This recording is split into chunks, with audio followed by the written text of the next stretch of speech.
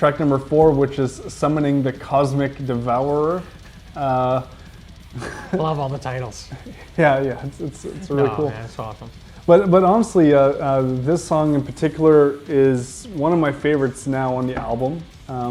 It happens to be our longest song. And we wrote a version of it and pretty much had it solidified for at least a little while anyway that we were playing. And then I think when we were again doing demo review, we're like, it's not really working, you know, again, cut it in half, we'll get rid of that, and, you know, we switch some stuff around. We got to keep this section for sure. Like, the middle section, we're like, we have to keep this part. Yeah, in that song where there's some chokes right in the middle of that track. Pretty much from there on, we kept as almost the whole other ending of the song, and then we wrote a whole new beginning. That's right, yeah. Which to me turned out awesome. Yeah. The intro to track 4 is one of my favorites. Yeah. It's super aggressive. When we play it here in the jam space, we're playing it at 1,000,000 miles an hour. It's so hard to control the tempo because like we're just so into it. It's such a killer section.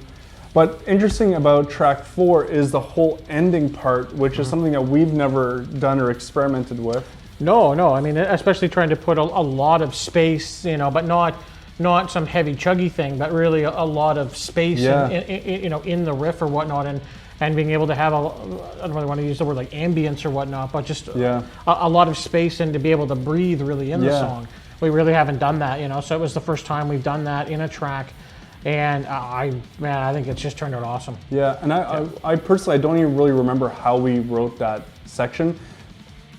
Typical of us, we probably jammed up until that part and just riffed, and then for whatever reason it sounded cool and it just stuck. I actually think that's exactly how it was done. I think we were jamming, hit a point, you just started doing something, and then I think I did the bell thing with the shot, and then we just jammed it out, you know.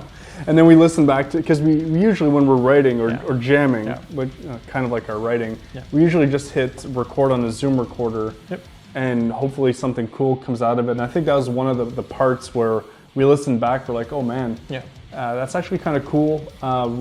It's kind of like you know, doomy atmospheric, but also has like this old school riff just like tossed in there. Oh yeah, man, it does. And I think with the production of the song too, I mean, a lot of really cool atmospheric stuff added in, which I think really, you know, again, just different from anything we've done previously. Really added a lot of ambiance, I think, to the track. Gave it an incredible feel. Yeah, that's a really good point. When we recorded at Apartment 2 Recording with Topon from Fuck the Facts, I was really looking forward to getting to that section because, I mean, Fuck the Facts have really evolved over the years and have, you know, their songs are massive. There's so many like great layers. Absolutely. Everything is meticulously placed. And this was a section that allowed for us to actually experiment with like different layers and guitar harmonies going underneath, lead things, and samples. Yeah, exactly. There's a lot of layers on that entire section, you know, to really fill in that space, and it was just so different compared to, at least I feel, anything we've done previously. But I mean, it turned out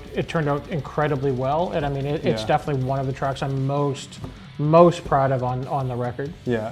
And some of my favorite drumming from you on that album, and just incredible.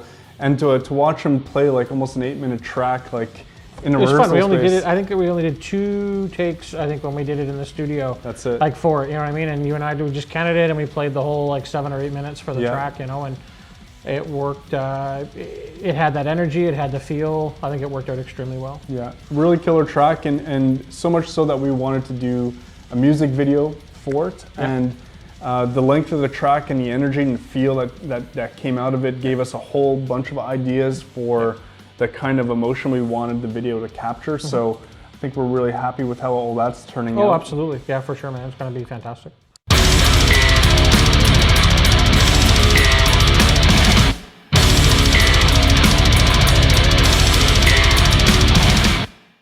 Track number 5, which I believe is called Masticated by an Infinite Shadow, I believe.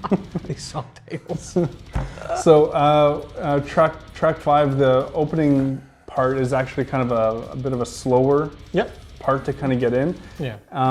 And that was totally intentional. We had this idea of it kind of we already had the idea of what you hear on the album right now, of how it kind of comes in, you know, kind of that mono-y reduced kind of sound type thing.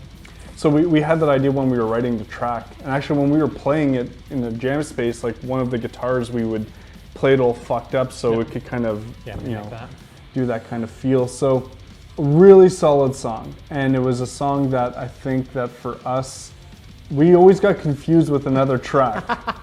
So because there's this part in the middle where it's kind of like these like pause choke sections.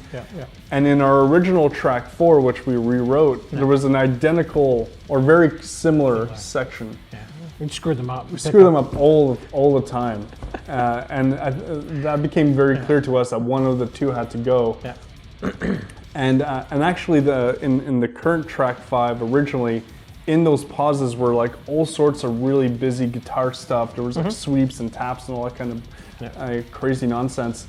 And in the recording stage, we scaled it back completely and allowed for some vocals to kind of go into the space, which is something we didn't really do before. And I think as a whole, the song itself is really heavy, really brooding. And although the beginning of the track is a bit slow, that's the only part of the song that's kind of at that tempo. I think when you get through that intro and it kicks in really with the next kind of blasty riff or whatnot, I mean, the song really picks up. I mean, it's a lot of fun, and I really like when we get into that whole pause section stuff or whatnot with the shots before it loops quite back to the intro. But then for me, it's when we get into, you know, there's one riff in the song roughly about a third of the way in, and the very last riff in the song, you know, to me, at least what I'm doing for it, I find is was really different when I wrote it. You know what I mean? Like it just seemed really straightforward. So it took me quite a while to really be convinced that, you know, like that kind of works. And then I mean, I added the double kick kind of on the second loop after that. But I mean, there's definitely some different parts in that track. And we also have that real crazy long pause stuff in that track. Yeah, we do. Which was really weird. Yeah. Again, right? Just from jamming, you know what I mean?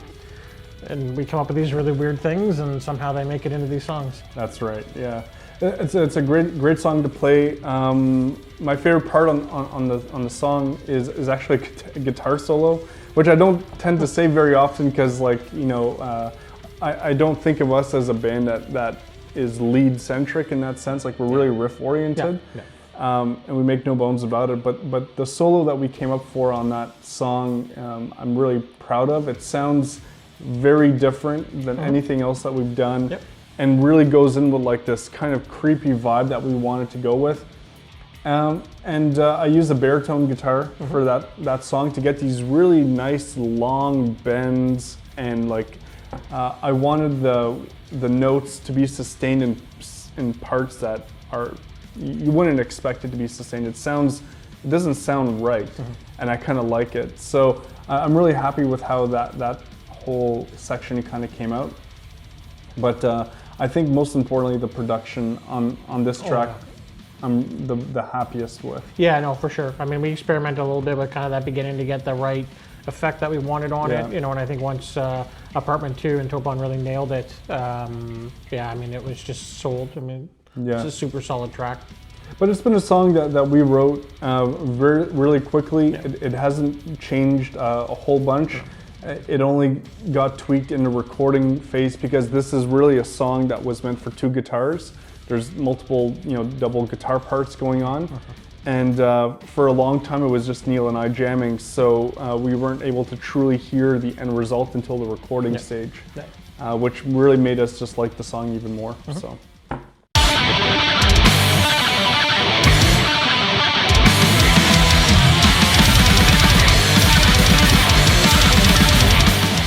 Track number 6, which is called In the Embervoid Where Dead Stars Reign.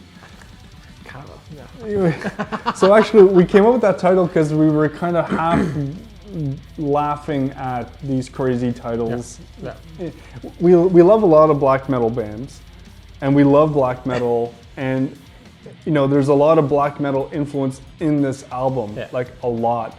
But we found it so funny that some of the titles were just stupid. I think when we were developing titles for it, I swear that was merged from like 2 or 3 other song titles. I think we somehow merged it, and it just got longer and longer. Because I like that word. We like this kind of thing. I remember now how it came up. So, many moons ago, Neil and I were going to start a side project, a brutal death side project called Dead Rain. God, right? Forever ago, right? Yeah. And when we were coming up with song titles, we thought about Dead Rain as a song title. Yeah. So we had it up on the board, and then we were like, it needs to be longer and more ridiculous. So we put Dead Stars Rain, and then we're like, it's still not enough. And then we came up with the word Embervoid, which is just, we thought was hilarious.